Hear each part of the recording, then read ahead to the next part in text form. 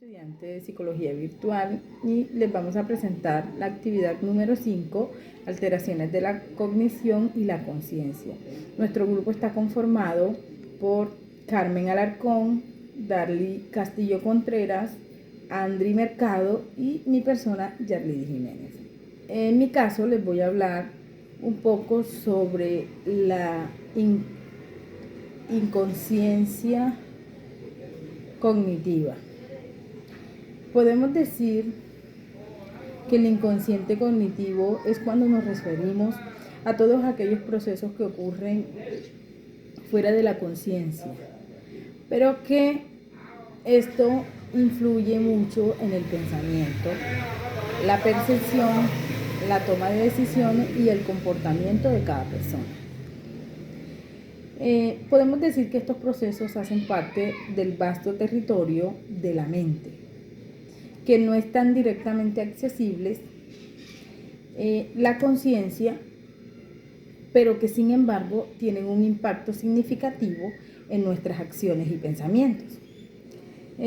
Podemos mostrar algunos fenómenos asociados al inconsciente cognitivo. Tenemos o encontramos los que son atajos mentales. Podemos decir que nuestro cerebro a menudo utiliza esos atajos mentales, conocidos también como heurísticas, para tomar decisiones rápidas, a veces eficientes. Esto se puede basar en experiencias pasadas, sesgos cognitivos o reglas simplificadas que nos permiten tomar decisiones sin una reflexión consciente, sin medir las consecuencias. También podemos mencionar la percepción subliminal. Decimos que una percepción puede ser influenciada por estímulos que están por debajo del umbral de la conciencia y que además estos estímulos, incluso si no son conscientes de haber percibido ciertos estímulos, pueden afectar opiniones, preferencias y comportamientos. Encontramos la memoria implícita. Podemos decir que la memoria implícita es cuando nos referimos a la retención de información y habilidades que nos pueden acceder conscientemente, pero que influyen en el comportamiento.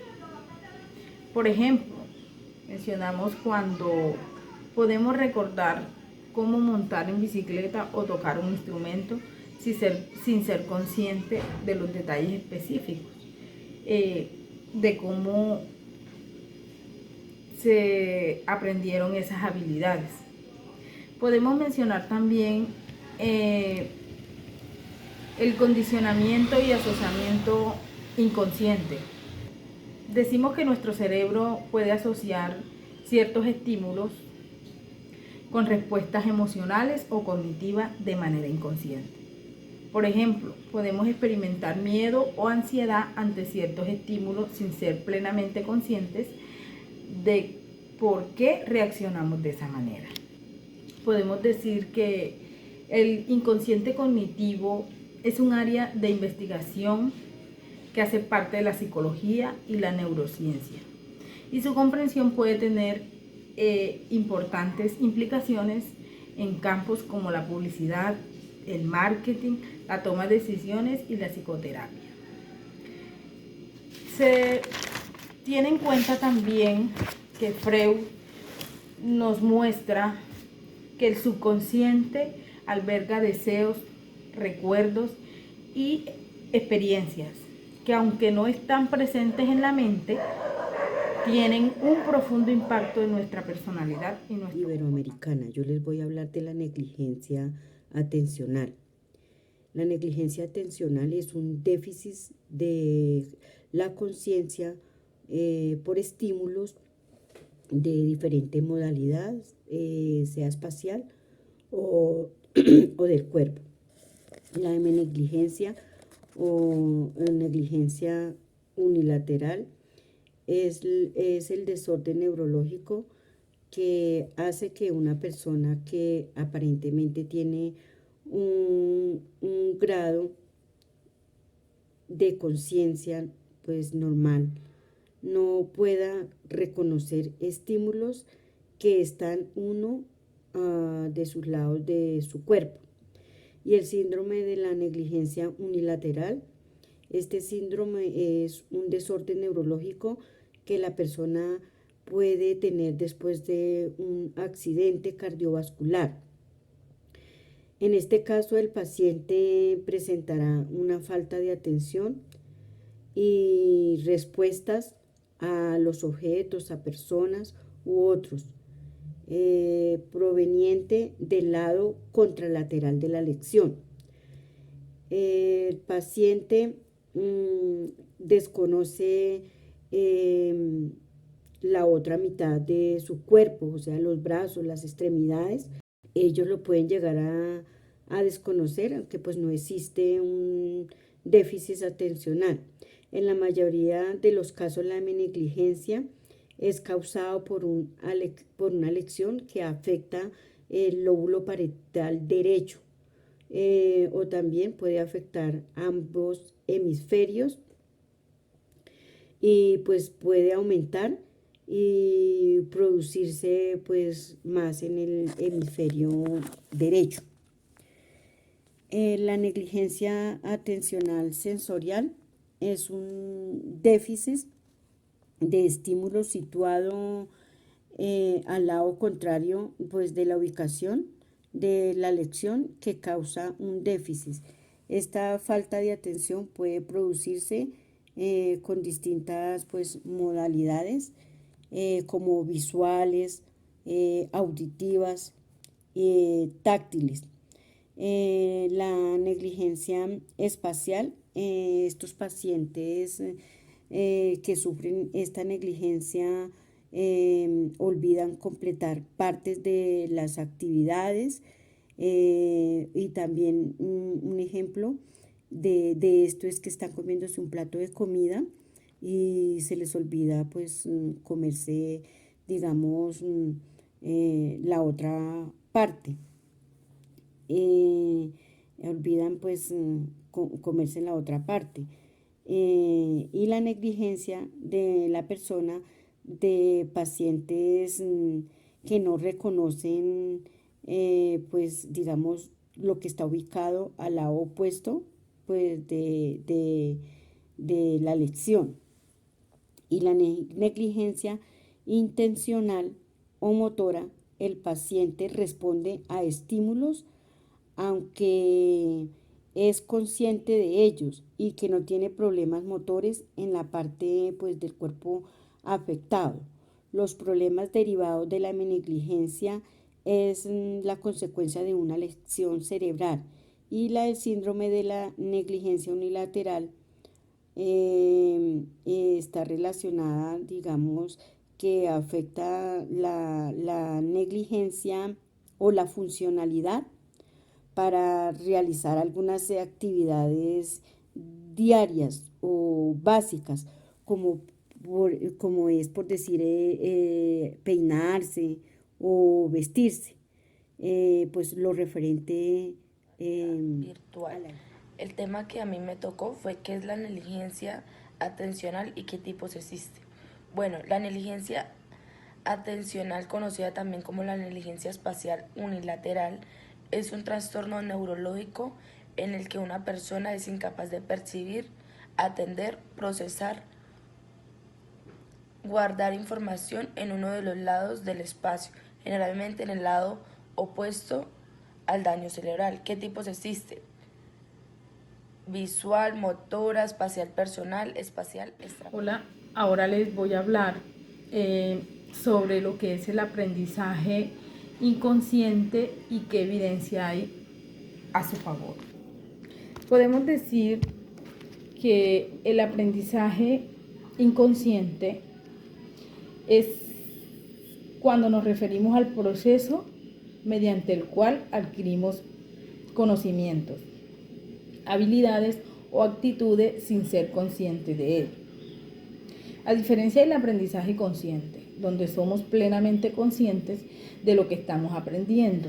El aprendizaje inconsciente ocurre de manera automática, sin una atención consciente dirigida hacia el proceso de aprendizaje en sí mismo. Podemos mirar varias evidencias a favor del aprendizaje inconsciente. Podemos decir que el procesamiento subliminal, que se ha demostrado en estudios de psicología que la información que se procesa en cierto nivel subliminal, es decir, por debajo del umbral de la conciencia, puede influir en el comportamiento y la toma de decisiones de cada persona. La otra sería el aprendizaje implícito. Podemos decir que estas investigaciones también han mostrado que las personas pueden adquirir muchos conocimientos y habilidades de manera implícita y que sin que esto altere la intención consciente de aprender. Por ejemplo, en un estudio clásico conocido como el laberinto del agua, se mostró que las ratas podían aprender a encontrar la salida de un laberinto sin ser conscientes del proceso de aprendizaje. También existen pruebas de memoria implícita. Dice que esos experimentos donde los participantes muestran evidencia de haber aprendido información sin ser conscientes de ello, como en pruebas de memoria implícita, donde responden correctamente a preguntas o tareas relacionadas de información previamente expuesta, aunque no recuerden haberla aprendido conscientemente. También conocemos el condicionamiento clásico, que fue descubierto por Iván Pavlov, donde nos muestra el ejemplo de aprendizaje que puede ocurrir de manera inconsciente. En este tipo de aprendizaje, un estímulo neutro llega a evocar una respuesta automática, después de ser asociado repetitivamente con estímulos que naturalmente desencadenan dicha respuesta.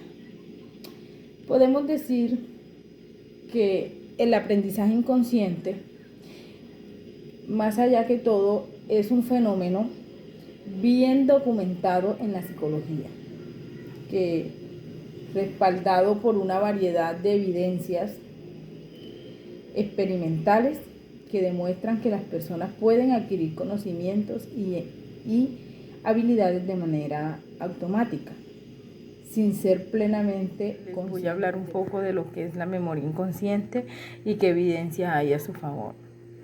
Podemos decir que cuando nos referimos a la retención de información, experiencias o habilidades que no están directamente accesibles a la conciencia, nos referimos a memoria inconsciente, pero que también pueden influir en el comportamiento, las decisiones y las emociones de una persona. Esta forma de memoria puede manifestarse a través de diversos procesos como la primicia de la memoria implícita o el reconocimiento subliminal. La evidencia que podemos mostrar a favor de la memoria inconsciente influye en memoria implícita. Cuando nos referimos a memoria implícita, podemos mirar que son numerosos estudios de la psicología que ha demostrado que las personas pueden retener información y habilidades de forma implícita, es decir, sin ser consciente de lo que se hace. Por ejemplo, un experimento clásico conocido como el estudio de espejos distorsionantes. Los participantes aprendieron a lanzar dardos en una habitación con espejos que distorsionaban su percepción visual. Aunque no eran conscientes de los ajustes que habían realizado para corregir la distorsión, mejoraron precisión con el tiempo, lo que sugiere que habían aprendido de manera implícita. Por otra parte, pruebas de memoria subliminal. es decir, por debajo del umbral de la conciencia. Y luego se evalúa si esa información influye en el comportamiento o las decisiones posteriores. Un ejemplo de esto, podríamos decir que en un estudio se mostró brevemente palabras positivas o negativas a los participantes sin que fueran conscientes de haberlas visto, pero luego mostraron una preferencia inconsciente por estímulos asociados con las palabras positivas o negativas, lo que sugiere que la información había sido procesada a nivel inconsciente. También nos muestran las pruebas de primicia de la memoria. Estas pruebas se refieren a la tendencia de recordar mejor los elementos presentados al principio de una lista. Esta es una forma de memoria inconsciente que pueden influir en la recuperación de información sin que esa persona sea consciente de ello. Resumiendo un poco, la memoria inconsciente podemos decir también que es un fenómeno bien documentado en la parte de la psicología, que además lo respaldan evidencias experimentales de filósofos y psicólogos que muestran que las personas pueden retener información, experiencias o habilidades de manera implícita, sin ser consciente de ello, y que esta información puede influir en el comportamiento y las decisiones posteriores. Voy a hablar sobre dos posibles disociaciones presentes en un síndrome neuropsicológico que afecta la atención o percepción. La disociación entre atención selectiva y atención sostenida. En varios casos, un individuo puede mostrar dificultades significativas en mantener la atención durante periodos prolongados, pero puede tener habilidades relativamente intactas en dirigir su atención a estímulos específicos mientras ignoran distracciones irrelevantes. Por ejemplo, un paciente con selecciones en ciertas áreas del lóbulo frontal puede experimentar dificultades en mantener la concentración en tareas que requieren atención prolongada, como leer un libro o escuchar una conferencia larga. Sin embargo, pueden demostrar una capacidad relativa normal para enfocar su atención en una tarea específica cuando se le proporciona un estímulo visual o auditivo relevante. La disociación entre la percepción visual y la atención espacial. En este caso, un individuo puede presentar dificultades en la percepción visual, como problemas para reconocer objetos o identificar formas, pero tener habilidades intactas en la atención espacial, que implica la capacidad de dirigir la atención a diferentes ubicaciones en el espacio. Por ejemplo, un paciente con lesiones en el lóbulo parental puede tener dificultades para identificar objetos familiares en su campo visual, pero aún así se puede seguir instrucciones para orientar su atención a una ubicación específica en este espacio, sin dificultad aparente. La disociación entre agnosia visual y atención sostenida. Se dice que es un trastorno en el cual el individuo es incapaz de reconocer e identificar objetos a pesar de tener una función visual intacta.